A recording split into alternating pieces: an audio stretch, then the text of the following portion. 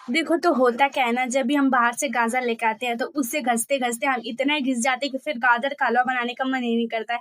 तो इसका कुछ सॉल्यूशन है, जी हाँ, बिल्कुल इसका कुछ सॉल्यूशन है, मैं आप सबके लिए लेके आई, तो वीडियो पूरी वॉच कीजिएगा, कहीं से भी स्किप मत कीजिए।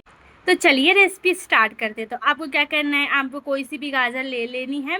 आपको गाजर को अच्छे तरीके से सबसे पहले धुल लेना है, उसके ऊपर के जितनी भी मतलब गंदगी वगैरह जो भी मिट्टी वगैरह रहती है वो सब आपको अच्छे तरीके से धुल के निकाल देना है।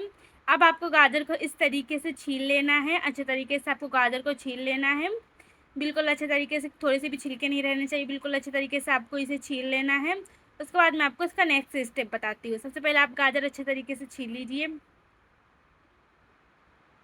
तो ये देखिए गाजर हमारी बिल्कुल अच्छे तरीके से छिला गई। इसी तरीके से हम सारी ही गाजर को छील लेंगे। सबसे पहले सारी गाजर को आपको अच्छे तरीके से छील लेना है। ये देखिए हमारी सारी ही गाजर छिला गई है बिल्कुल अच्छे तरीके से। ये देखिए इस तरीके से आपको सारी ही गाजर को छील लेना है। इसके बाद अब आपको क्या करना है,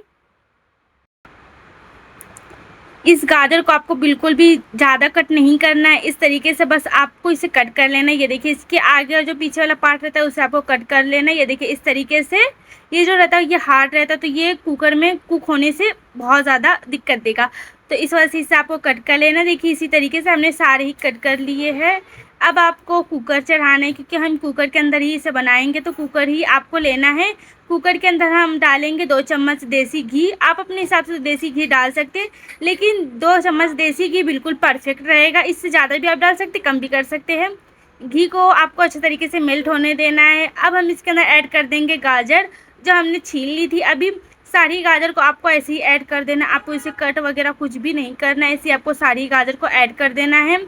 अब आपको इसे अच्छे तरीके से घी के अंदर फ्राई कर लेना है, गाजर को अच्छे तरीके से भून लेना है, ताकि जो गाजर है वो अच्छे तरीके से हल्की सी सॉफ्ट हो जाए। तो जब हम इसकी सीटी लगाएंगे तो गाजर बिल्कुल अच्छे तरीके से, बिल्कुल आपको हलवा जैसा फ्लेवर आएगा। तो गाजर को आपको अच्छे तरीके से भून लेना है। आप इस चीज़ का ध्यान रखिएगा, इस तरीके के स्पैचुला से आप इसे मैश करिएगा। अब हम इसमें ऐड कर देंगे केसर इस स्टेज पे। अब हम इसे अगेन वापस से इसे भूनेंगे अच्छे तरीके से। गाजर को, सारी ही गाजर को आपको अच्छे तरीके से भून लेना है इस तरीके से। अगर आपके पास केसर है तो आप डालिएगा, नहीं तो आप स्किप कर सकते हैं। अब हम इसमें डालेंगे नमक। अब आप सब सोचेंगे कि गाजर के हलवे में नमक, यही तो इसका मेन टेस्ट लेके आएगा। आपको इसके अंदर नमक डालना है, जिससे कि गाजर को कुक होने में बहुत ही ज़्यादा हेल्प मिलेगी, गाजर बहुत ज़्यादा अच्छे तरीके से कुक हो जाएगा। अब आपको इसे अगेन वापस से अच्छे तरीके से कुक कर लेना है गाजर को। ये देखिए इसी तरीके से खड़ी खड़ी गाजर आप कुक कर लीजिए, और जब तक कि गाजर कुक हो रही, जब तक कि हम दूध को गर्म कर लेते हैं।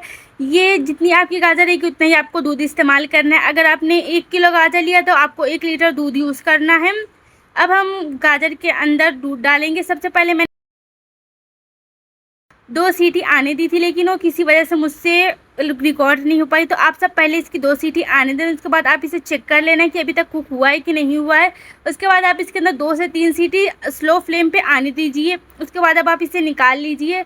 अब इसके अंदर आप वापस से जितना आपको दूध डालना है उतना डाल दीजिए। अब आपको इसे खुला ही पकाना है, अब आपको सीटी वगैरह कुछ भी नहीं लगानी है।